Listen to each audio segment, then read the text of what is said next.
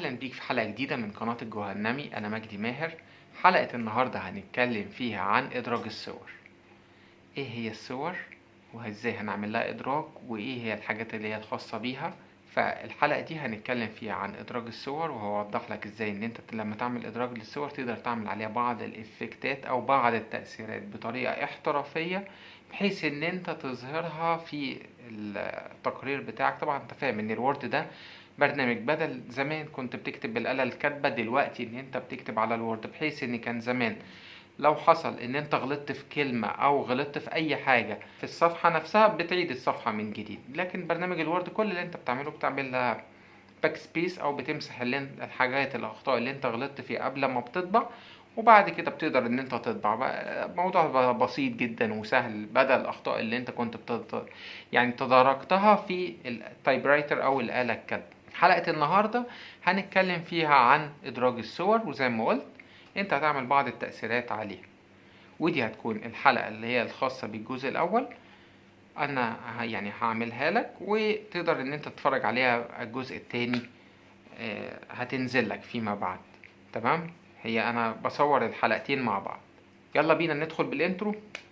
وطبعا أنا بقول لك أهو الإنترو ده عمله أستاذ فادي، تمام، او باشمهندس فادي. تقدر ان انت تتواصل معاه. انا هسيب لكم رقم التليفون بتاعه، اللي حابب ان هو يعمل له اي حاجه خاصه بالبانر، لوجو، يعمل انترو، يعمل اي حاجه، يقدر ان هو يتواصل معاه. يلا بقى نتفرج عليه.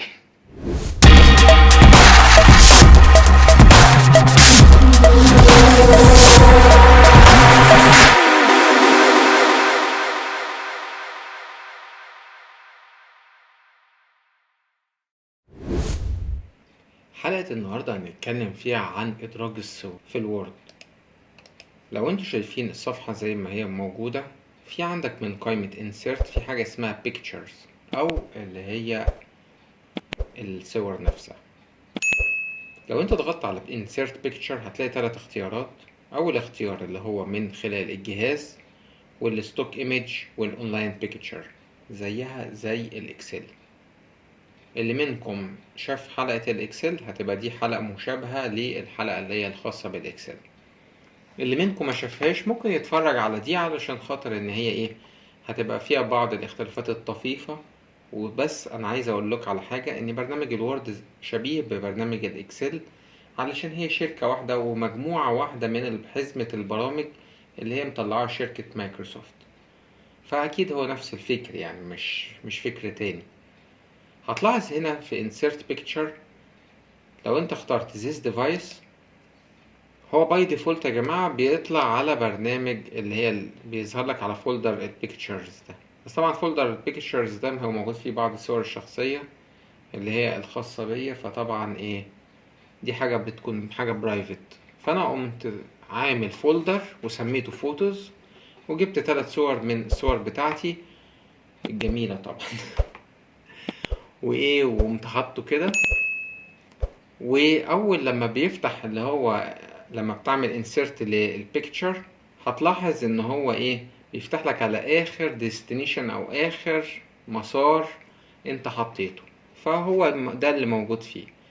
فانت لو اخترت مثلا صورة زي كده وقمت عامل انسيرت ليها، هتلاحظ ان هو نقلها لك من تحت اخر حاجة. لو انت بس دوسنا كنترول زد، بص السهم فين هنا، يعني انا لو عملتها هنا هينقلها من بعد اللي هي كلمة ساين دي. هنلاحظ كده، هنقوم دايسين على insert وهنختار picture this device وعملناها كده، عملنا insert. لاحظ كده هو نقلها لك بعد ساين زي ما انا بقول لك اهو. وطبعا تقدر ان انت ايه، لو انت دوست على shift،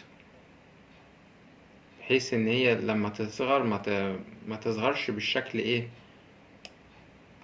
يعني بص تظهر معاك بالتدريج، لكن ما تبقاش ايه. لو انا ما ضغطت الشيفت، بص لما تيجي تصغرها بالشكل ده، تصغر الصورة تكبرها بالشكل اللي انت عايزه.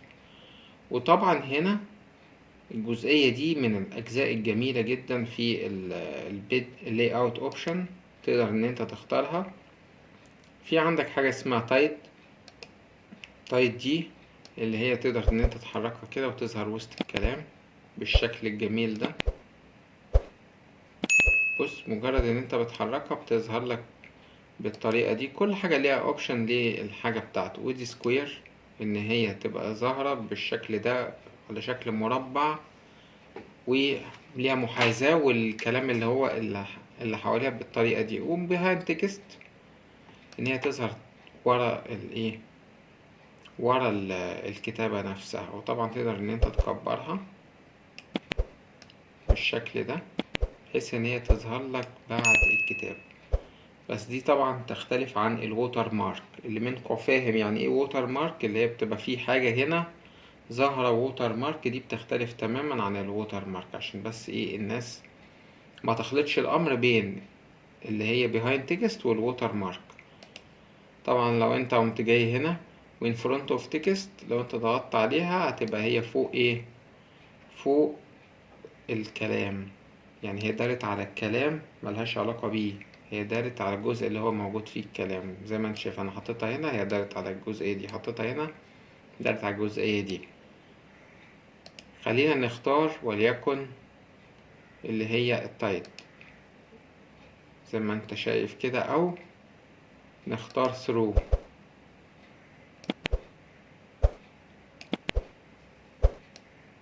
بص، خليها ان هي تبقى كده بالشكل الجميل ده. ده بالنسبة للجزئية اللي هي الخاصة بيه اللي اوت اوبشنز زي ما انت شايف. نيجي هنا اول جزئية عندنا حاجة اسمها remove background. لو انت ضغطت عليها هتلاحظ هنا ان هو هيعمل لك remove للباك جراوند بتاعتك. تقدر ان انت هنا marks area to keep، يعني اي حاجة ان انت عايز ان انت تخليها موجودة تعلم عليها.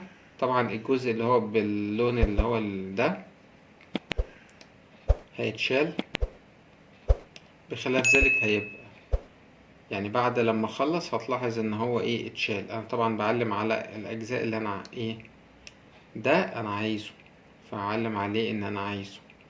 هتلاحظ ان هو ايه دلوقتي شايل الجزئية دي انا عايزها، فبعلم عليها علشان ان انا اقول له لا سيبها. زي ما انت شايف كده الاجزاء دي اهو انا عايزها.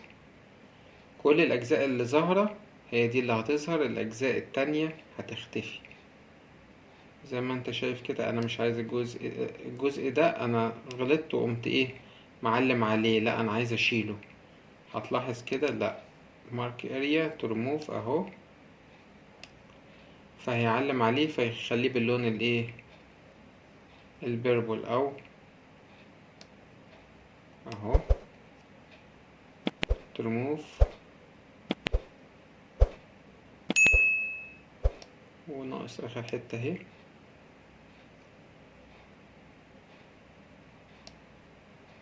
اها زي ما انت شايف كده.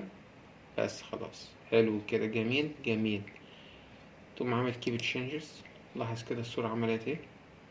عايز اعدل على الصورة واقوم راجع عامل remove ايه remove background وابدأ اعدل على اللي هي الاجزاء اللي هي الخاصة بيها. keep changes خلاص. وزي ما انت شايف دي من الخواص السهلة جدا اللي بتشيل لك الباك جراوند. طبعا في حتة هنا ممكن ان احنا نبقى نشيلها بعدين. في عندك حاجة اسمها correction. الكوريكشن دي اللي هي الجزء الخاص بالتعديلات. في عندك sharpen وسوفتن. sharpen اللي هي حدات الصورة، وسوفتن اللي هي او اللي هي تبقى الصورة حادة والصورة ناعمة. زي ما انت شايف كده لو انت عملتها بالطريقة دي وقمت عامل شاربن، او خليك في السوفت شاربن 50%، هتبقى ايه حادة، نسبة الصورة تبقى حادة. زي ما انت شايف كده هتبقى الصورة حادة معاك، حادة اللي هي الملامح، او ان هي ايه زي ما انت شايف كده. بص هي بقت سوفت اهي بالطريقة دي،